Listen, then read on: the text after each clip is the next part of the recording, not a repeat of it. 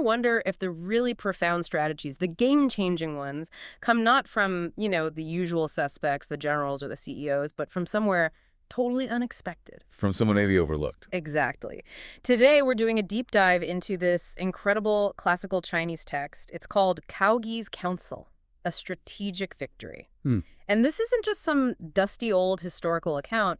It's really a blueprint for understanding what actually drives success. Yeah, it's packed with these lessons that feel surprisingly relevant even now. For leaders, for anyone making decisions, really. It's precisely the kind of story that helps you, cut through the noise, get to the core of what being well-informed actually means. Right. On the surface, it looks like it's about military tactics in ancient China. But underneath, yeah, it's a masterclass in psychology, in leadership, and the power of real connection, genuine connection. So our mission here is to pull out those core insights. We want to unpack the surprising truths in this old story about what really wins battles. And by extension, what leads to success in almost anything, wouldn't you say? Absolutely. By the end, you won't just understand Cao Gui's brilliance, hopefully. You'll also see these timeless principles playing out, maybe even in your own world. Okay, let's dive in. So let's set the scene. We're going way back, thousands of years. It's springtime, the 10th year of Duke Zhuang of Lu. Okay. And the state of Qi, which is a pretty big deal, a major power, they decide to invade the smaller state of Lu. Right, the classic powerful neighbor flexing its muscles. Exactly. So the Duke of Lu, understandably, is getting his troops ready. It's looking like a tough fight. Officials are scrambling, making plans. The usual preparations for war. But then this unexpected figure steps up. Cao Gui. He's described as just a commoner, a villager. Not part of the ruling elite at all. No. And he asks for an audience with the Duke. Now, just stopping there. For someone outside that aristocratic circle to even think about advising the ruler on war, what does that signal? How radical was that? Well, it tells you a huge amount about the time. Society then was incredibly rigid, very hierarchical. Right. Strategy, governing, military stuff that was strictly for the aristocrats. The meat eaters, as they were literally called. Because they could afford meat, unlike most people. Exactly. So for Cao Gui, a commoner, to demand access on something this critical, it was a massive break from the norm, a real act of defiance almost. He's basically saying, my ideas matter more than your fancy titles. Precisely. And his neighbors certainly noticed. Yeah, get this. One of them comes up to Cao Gui and basically scoffs, right? Yeah. Saying, meat eaters planet, why interfere? It's that classic know your place argument. Stay in your lane, farmer. This isn't for you. And that villager skepticism, it really highlights this common assumption, doesn't it? That status automatically equals wisdom. Which we know isn't always true. Definitely not. And Cao Gui's comeback. This is the first real glimpse of his unique thinking. It's brilliant. He just says, meat eaters are shallow, they can't plan far ahead. Wow, that's quite a statement. It's sharp. He's not just dismissing the people, he's dismissing a mindset. So he's saying that being powerful, having resources, being elite, Yeah. that doesn't automatically give you deep strategic insight. Exactly. In fact, he implies it can do the opposite, that maybe being wrapped up in privilege or short-term thinking can actually block real foresight. That's fascinating. It suggests that maybe an outsider's perspective, someone not caught up in the palace intrigue, might see things more clearly.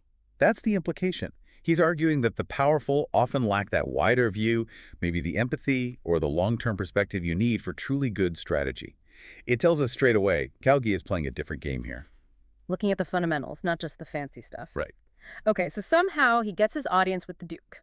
And this part is really key for anyone trying to understand, what motivates people deep down. Instead of just launching into advice, Cao Gui asks this really critical question first. What do you rely on for battle? It's such a penetrating question. Not how many troops or what are your weapons, but what's your foundation?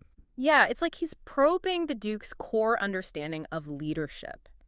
What does he think makes people willing to fight? He's testing him, isn't he? Absolutely. Yeah. It's a test. Cao Gui needs to know if the Duke gets it, if he understands what really inspires loyalty and courage.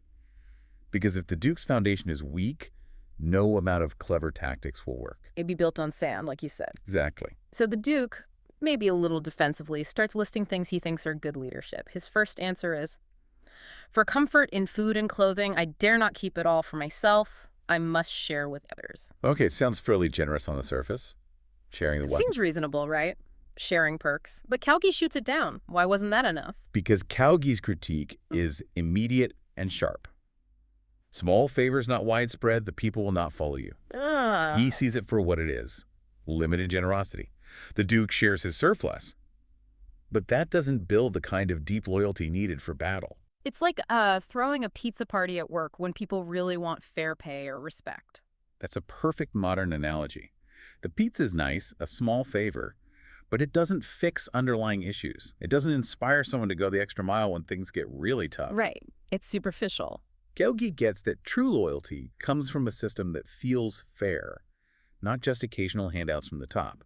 If you're only sharing your extra, it doesn't change the basic structure. Okay, important difference. So, the Duke tries again. His second claim sounds even more virtuous. For sacrifices like oxen, sheep, and jade and silk for offerings, I dare not exaggerate their value. I must be sincere. He's pointing to his religious duties. Being pious, making the proper offerings to the gods or spirits. Which you'd think would be important for morale and divine favor back then. You would. Many rulers would see that as crucial. But Cao Gui's response is just as critical. Small sincerity not truly trusted, the gods will not bless you. Small sincerity. What does he mean by that? He's saying that ritual correctness, just going through the motions of sacrifice, isn't enough if it doesn't reflect genuine virtue in the Duke's overall rule. So it's about consistency. Yes. In ancient Chinese thought, there was this deep link between the ruler's character, how justly they ruled, and whether the heavens or the gods would support them. I see. If the Duke performs rituals, but his people don't trust his fundamental fairness, then that sincerity is seen as hollow. Even the gods wouldn't buy it, so to speak. It's not about the ceremony itself, but what the ceremony represents about the leader's integrity. Exactly. True sincerity had to be reflected in how you treated your people every day. If they don't trust you because your actions are unfair, the rituals are meaningless. It speaks volumes about legitimacy. Wow. So 2 attempts, 2 strikes. The Duke must be feeling the pressure from this commoner. You'd imagine so. But then his third claim, this is the one. For major and minor lawsuits, though I cannot always discern perfectly, I must judge based on facts truth. Why this one? Why is dealing with legal cases the thing that finally convinces Cao Gui? Because this hits the absolute bedrock of social trust and order. Cao Gui immediately approves. This is true loyalty. We can fight. I ask to follow you. So justice is the key. It's the key. Think about it. This isn't a small favor like sharing food or a small sincerity like a ritual. This is about the fundamental promise of the state to its people. That the system itself strives for fairness. That everyone gets a fair shake based on truth. Precisely. The Duke admits he might not always get it perfectly right, which is honest, but his commitment is to rule based on facts and justice. That's what builds deep intrinsic loyalty. Because people believe in the system they're part of. They know what they're fighting to protect. Exactly. They're not just fighting for the Duke. They're fighting for a state that, at its core, tries to be just. That commitment to fairness is the real foundation for popular support and therefore for military strength. It's the intangible thing, but it's essential. Absolutely vital. You can have all the soldiers you want, but if they don't believe in the cause, if they don't trust the system they're defending, their morale is brittle. Cao Gui saw that justice was the prerequisite for victory. Like in a company, maybe? If employees trust that promotions and decisions are fair, they're much more committed than if they just get superficial perks. That's it exactly. That deep trust is worth far more. Okay, so Cao Gui is convinced. The Duke has shown he understands the real foundation. So Cao Gui agrees to go with him, even rides in the Duke's own chariot to the battle at Changshao. A huge symbol in itself, a commoner riding with the ruler to war. Definitely. And now we see Cao Gui's strategic mind shift from principles to actual battlefield tactics. It's brilliant. Pure psychological warfare and observation. So they get to Changshao. The enemy Shi army is there. The Duke, naturally, is keen to get started. He's ready to order the drums beaten for the attack. Makes sense. Sees the initiative. But Cao Gui stops him, just says, not yet. Patience, even when the pressure is on. Then the Qi army, maybe feeling confident, maybe trying to intimidate Lu, they beat their drums. Not just once. No, they beat them 3 separate times. Bang, bang, bang. Trying to build up their own courage, maybe scare the Lu forces. Seems like the moment to counterattack has passed, maybe. They've already made their move 3 times. You'd think. Most commanders might feel they'd lost the momentum. But only after Qi's third round of drumming stops does Cao Gui finally say, now. And Liu attacks. And what happens? They crush the Qi army. A decisive victory. It seems totally counterintuitive, waiting like that. What was the logic? Cao Gui's explanation is legendary. It became a famous Chinese idiom. He said, war is about courage. The first drum inspires spirit. The second drum weakens it. The third drum exhausts it. Their spirit exhausted, ours full, therefore we won. It's the idiom. Kua. Kua. First drum rouses, second fades, third finishes. So Qi basically psyched themselves out. They used up all their fighting spirit before the battle even really began. Pretty much. That initial burst of adrenaline, of courage, it's powerful, but it's finite. Qi burned through theirs with those 3 drum rolls. Liu, under Cao Gui's restraint, conserved theirs. So when Liu finally attacked, they were hitting Qi right when Qi's morale was at its lowest ebb, and Liu's was fresh and peaked. Exactly. It's a masterclass in understanding the psychology of morale, the ebb and flow of human energy. Think about it in, say, a negotiation. You let the other side make their big, aggressive opening statements, burn off that initial energy. And then you come in calm and focused. Right. Cao Gui knew exactly when to let the enemy spend their psychological capital and when to deploy his own. Incredible insight. But okay, the battle's not quite done. Qi is routed. They're running away. The Duke is eager again, wants to chase them down, finish them off. Understandable.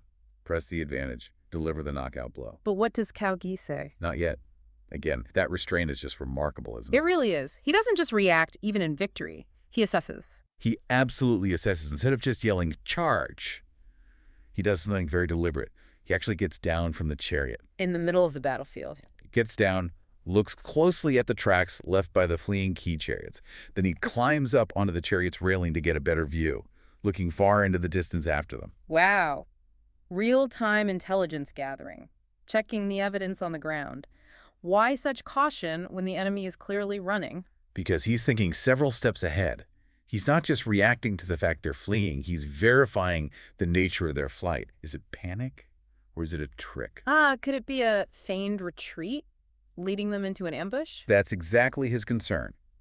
Only after he's done his observation, checking the tracks, looking at the distant flags, does he finally give the order. Now. And the pursuit is successful. Completely successful. Liu pursues and finishes the route. Later, Cao Gui explained his thinking. What did he say? He said, a great nation is hard to fathom. I feared they had an ambush.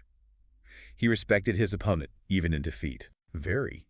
But then he adds, I saw their chariot tracks were chaotic, and their flags were drooping, so we pursued. The evidence. Chaotic tracks mean panic, disorganization, not an orderly fake retreat. Precisely.